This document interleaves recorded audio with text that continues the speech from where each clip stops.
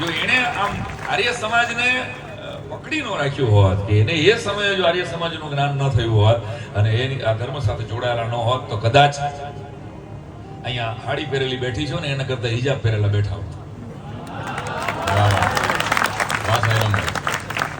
તો કહેવાનો અર્થ એ છે કે એ વડવાઓને એકવાર ખૂબ તાળીઓના ગળગડાટથી બે હાથ ઊંચા કરીને વધાવીએ આપણે કે જેણે 75 વર્ષ પહેલા ભારતનો સાચો ધર્મ શું છે, ભારતનું સાચું જ્ઞાન શું છે, ભારતનો એક એવો મહર્ષિ જે સૌરાષ્ટ્રના ટંકારામાંથી જન્મે અને ટંકારામાંથી નીકળી અને સમગ્ર ભારત વર્ષની અંદર આર્ય સમાજ દ્વારા વેદોની એક જ્યોત જગાવે એ મહર્ષિ દયાનંદ સરસ્વતીની પુણ્ય ચેતનાને મારા કોટી કોટી વંદન છે.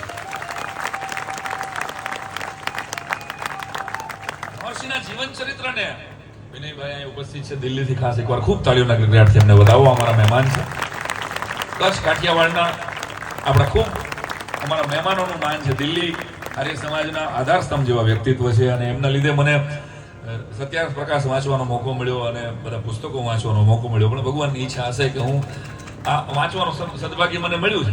આખો સરસ મજાનો ડ્રામા અમે લખેલો, પણ કંઈક કર્મ સંજોગે ન રજૂ થઈ ગયો એટલે આજે પહેલી વખત રજૂ કરવાની કંઈક વાત કરવાનો એનો મોકો મળ્યો મને. મજાની વાત એ છે કે દિલ્હીથી આવે છે અને અત્યારે દિલ્હીથી આવવાની ફેશન છે. આ તો સીઝન છે ને દિલ્હીથી આવવાની. અમુક જોક તમને નહીં સમજાવી નહીં ભાઈ, અમુક આ લૂડવા વાળા માટે હશે. એક જણે મને પૂછેલું પણ કે સાંઈરામભાઈ તમે ગુજરાતી કલાકારો બધા બેસીને ડાયરો કરો, હસાવો, જ્યારે હિન્દી કલાકારો ઊભા રહીને બોલે ને એ લોકો તમે જુઓ ઊભા રહીને, બધા જ કલાકારો હોય તો એ કવિઓ હોય તો એ હિન્દી કવિઓ ઊભા રહીને બોલે. તો મને કે તમે બેસીને શું કામ બોલો? એટલે મેં એને જવાબ આપેલો, મેં કીધું ગુજરાતી છીએ ને એટલે. આ શું જવાબ થયો? મેં એને જવાબ આપ્યો છે મેં કીધું ગુજરાતી છે ને ત્યાં સુધી બેઠા બેઠા પૈસા મળતા હોય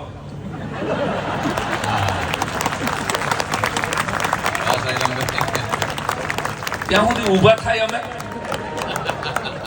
અને એમાં કચ્છીઓ, ઓહો, દુનિયામાં એક એવો દરિયો નથી જેમાં મચ્છી નથી, દુનિયામાં એક એવો દેશ નથી જેમાં કચ્છી નથી. બોલા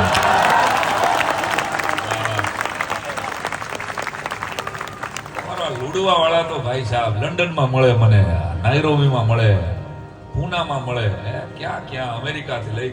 અને આ ગામમાંથી પણ, આ ગામ ઉપર મહર્ષિ દયાનંદ સરસ્વતીજીનો પૂરો આશીર્વાદ. આર્ય સમાજને સાચા અર્થમાં અને મહર્ષિ દયાનંદજી વિશે એના જીવન ચરિત્રને જાણ્યા પછી મને સુંદરદાસજીનું એક કવિત બરાબર એના માટે યોગ્ય કહેવું ગમતું હતું કે જેને વેદોની રક્ષા કરવા માટે પોતાનું એક જીવન આપી દીધું. એવા એક સત્પુરુષ, भूली जैसो धन जाके सूली सो संसार सुख, भूली जैसो भोग दिसे अंत कसी यारी है, पाप जैसी प्रभुता है, साप जैसो सम्मान, बड़ाई बिच्छू अन्न जैसी नागिन सी नारी है, अग्नि जैसो इंद्रलोक, विघ्न जैसो विधिलोक, कीर्ति कलंक जैसी सीधी सी ठगारी है, अन वासना न कोई बाकी ऐसी मति सदा जाकी सुंदर बनंदता को वंदना हमारी है. एवा महापुरुष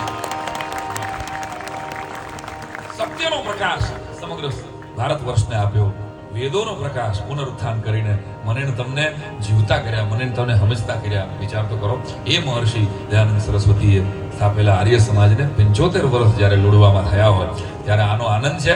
અને મેં જેમ જિગ્નેશભાઈ વાત કરી એમ કે કચ્છમાં તો ગોળ કરવાની સિસ્ટમ છે પૈસાની. મારે એક જણાએ મને પૂછેલું, મને કે સાંઈરામભાઈ આમ તમે લોકો ડાયરામાં બેઠા હો અને તમારી ઉપર પૈસા ઉડે એ જરાક સારું ન લાગે. એટલે મેં કીધું તમારો એમ છે ભાઈ, અમારી ઉપર પૈસા ઉડતા જ નથી.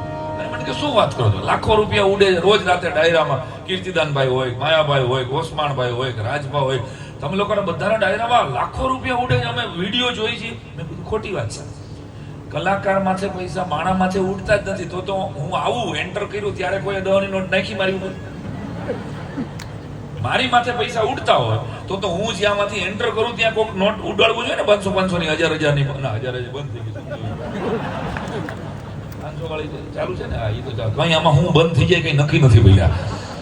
એટલે હું આવું ત્યારે નોટ નથી ઉડતી. રાજભાઈએ બહુ સરસ જવાબ આપ્યો કે ભાઈ અમે જયારે રજૂ કરીએ છીએ અમારી સરસ્વતી હાજર થાય ને એટલે લક્ષ્મી એની નાની બેન છે એટલે એની ઉપર ઓળખોળ થાય છે.